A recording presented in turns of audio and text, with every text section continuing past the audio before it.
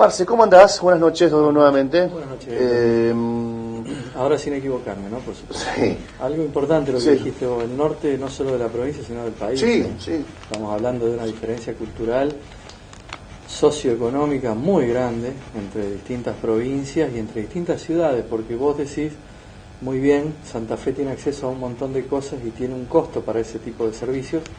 Y si nos vamos a fijar en la provincia de Buenos Aires, la ciudad de Capital Federal, puntualmente tienen mucho más acceso que nosotros, con lo cual están en un escalón mucho más alto que esta gente de Vera, ¿no? Por supuesto, hay que analizarlo todo, ¿sí? Ahora, lamentablemente en alguna época se hicieron las vías de ferrocarril y todas terminaban. Es como aquella famosa frase, todos los caminos conducen a Roma, ¿no?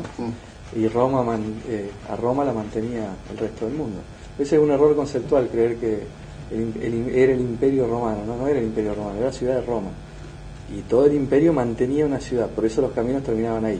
Nosotros tenemos una cuestión sin resolver en la Argentina de la época en que se construyó todo, desde los frigoríficos hasta los ferrocarriles, de que todo tenía que terminar en Buenos Aires por una cuestión portuaria.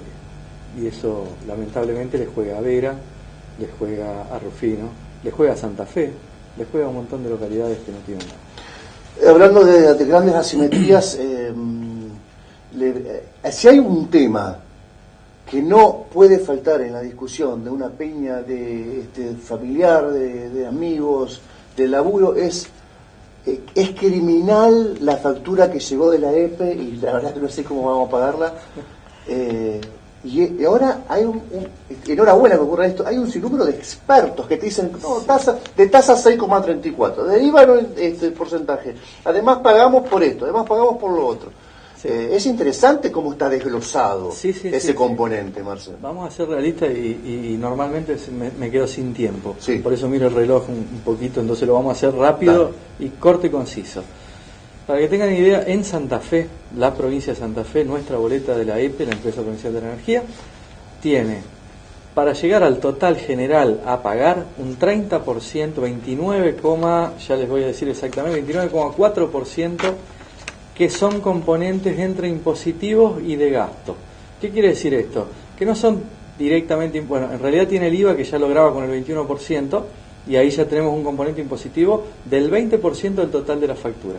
Ejemplo, una factura de 4.000 pesos tiene incluido el 20%, 800 más o menos, porque habría que ver cuál es el básico, 800 pesos, 840 de IVA. Impuesto al valor agregado es un impuesto nacional, señores, que después, como todos saben, se coparticipa, entre comillas, cuando vamos a juicio y pedimos que la nación nos haga alguna obra y nos van a devolver con un puente que tal vez algún día hagan en algún lado. Bueno, eso es un impuesto nacional.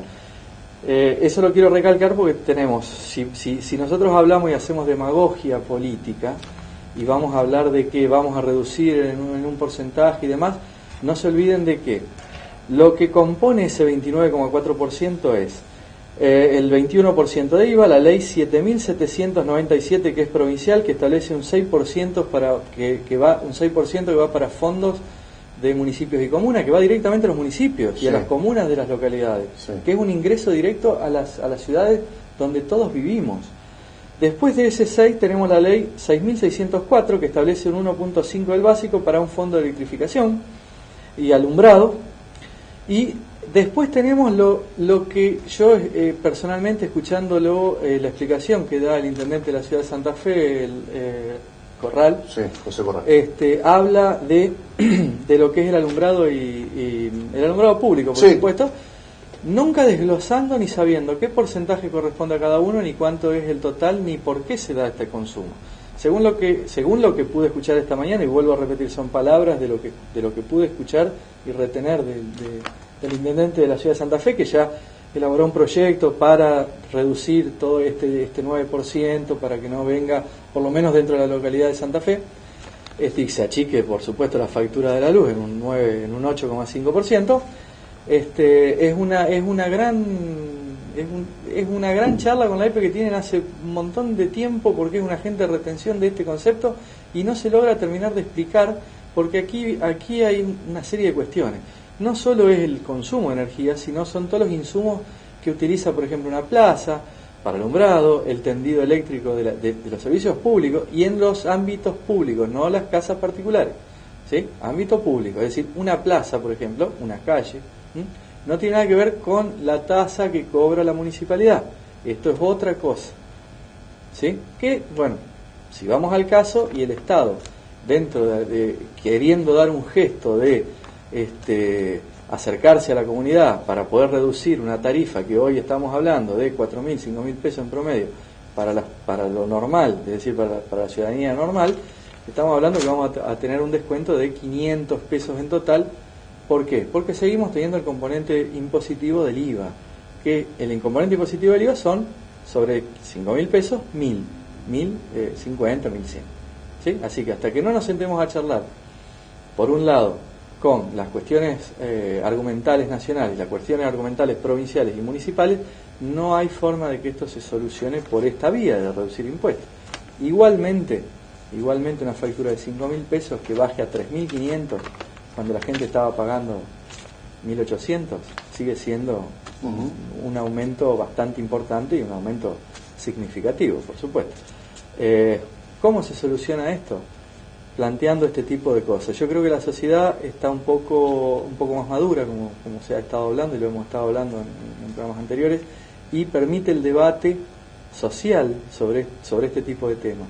Ejemplo, aumento de medio de tarifa. Bueno, la sociedad misma está pidiendo de buscar una alternativa para poder pagar un poquito menos.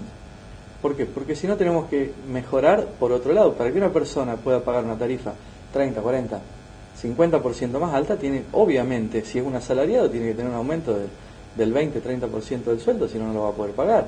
Si a esto le sumamos la cuestión de los alquileres, le sumamos la cuestión de la otra suba de tarifas, que es nafta, gas, todavía no llegó el invierno y ya estamos hablando de una suba de tarifa de gas. Prepagas. Las medicinas prepagas, cuando no hay acceso a una medicina, a una obra social nacional. La canasta básica, ¿cómo la conformamos? ¿Cuánto necesitamos para no estar en el límite de la pobreza? Estamos tratando de que esto no influya o no genere inflación, pero a la larga la genera. ¿Por qué? A ver, el mismo ejemplo que estábamos dando el otro día con el tema de la producción aviar.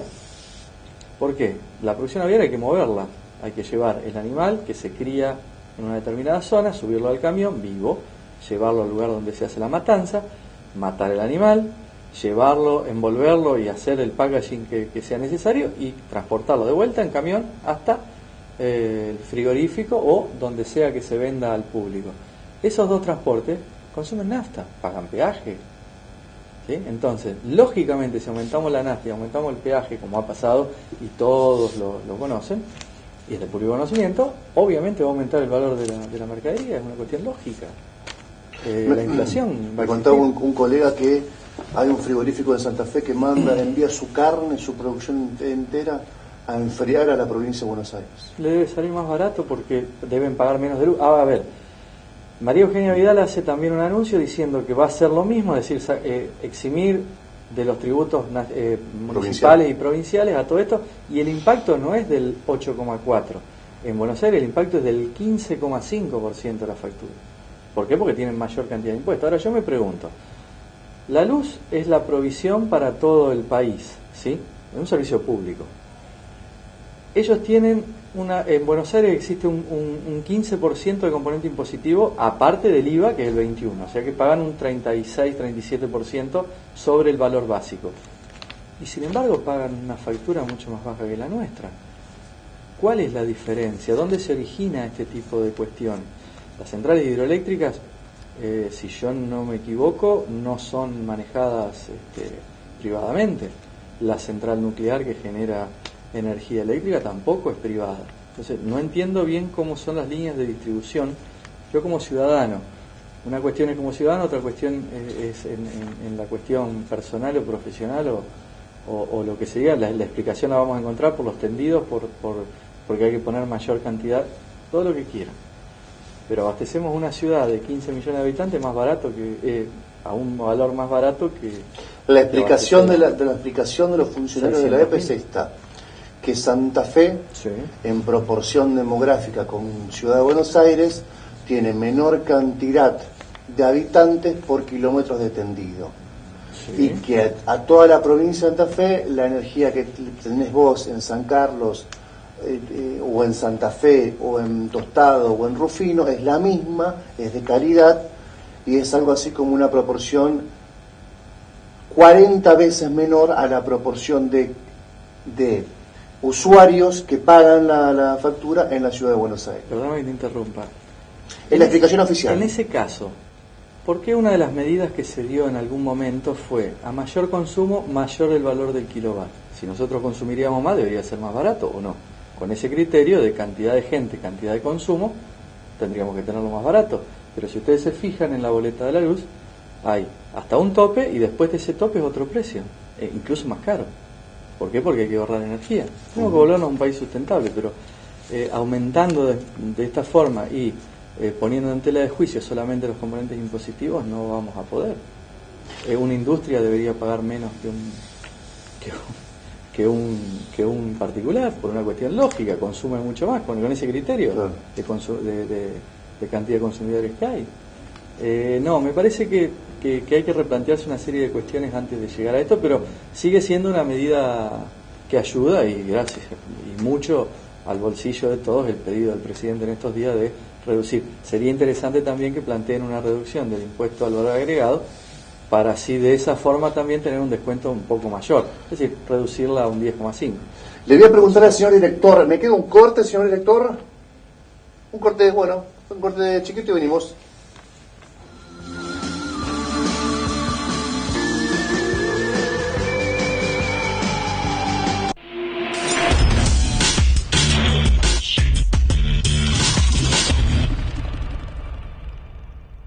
Mi corazón con el Kini late más, elegí 6 numeritos y a ganar, siempre a ganar, no dejemos de soñar, Kini 6, vos sos mi amor, vamos todos a jugar. Dale, prendete, vos también hacete fanático al ritmo del Kini 6 y vení a festejar todas las semanas.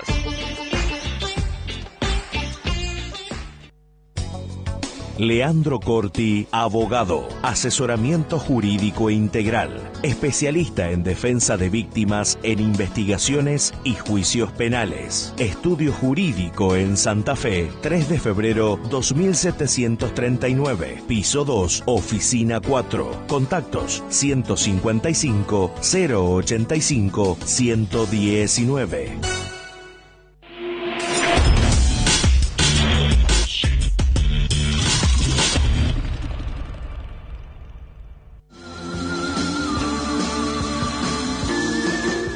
¿Qué pasa con Lula, Marce, que vos que tenés la línea directa ahí con sus abogados, con el Poder Judicial, con el señor Moro? Estuvimos hablando un poco con gente de allá, y para ser un poco más optimista, vamos a hablar del futuro de... En un minuto y medio, contámelo. Rapidísimo.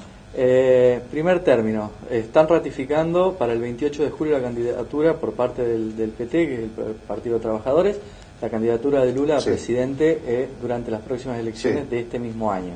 Incluso se llamó a 2 marchas masivas, una en el Nordeste y otra en San Pablo, para ver el nivel de aceptación que tiene Lula. Pero de la mano de esto hay una cuestión de fondo que todavía no se ha empezado a hablar, pero ya se va a empezar a hablar en estos días, que es que la Corte Suprema de Justicia de Brasil ha acotado el poder por la cantidad de votos de 3-2, por supuesto son colegiados, del juez Moro, que es quien en algún momento dictó la prisión. Sí. ¿Cuál es el argumento? Que las causas deberían estar en otro juzgado, porque se estaba volviendo un juez plenipotenciario con una serie de cuestiones. Las 2 causas puntuales son la de Odebrecht, que en el caso ya lo hablamos, la delación de Odebrecht, y la del Petrolao, la de Petrobras. Sí, perfectamente. Ahora bien, a su vez, y de la mano de esto, ¿sí? Hay un juez supremo, que es de la Corte Suprema, ¿no? Por supuesto, que es Marco Aurelio Melo, ha enviado un pedido a la presidenta de la Corte, que es Carmen Lucía Antúnez, de que se deje sin efecto el tratamiento de la jurisprudencia del año 2016, que es lo que permite que hoy Lula esté preso, volviendo a la raíz constitucional que dice que nadie puede estar preso hasta tanto agotar todas las instancias que tenga para apelar. a Lula, y no nos olvidemos, lo desarrollamos ya en otros programas, le queda la instancia de la Corte Suprema de Justicia. ¿Qué puede pasar en estos días? No solo que Lula salga, sino que en base a este tipo de definiciones que tiene el tribunal, muy probablemente la Corte Suprema de Justicia tenga mucho que decir y mucho que aportar en este caso. Si Lula es candidato a presidente, todos sabemos cuáles son las repercusiones en Brasil y qué es lo que va a suceder. Esperemos que esto no devenga en una casa de brujas de sus oponentes políticos.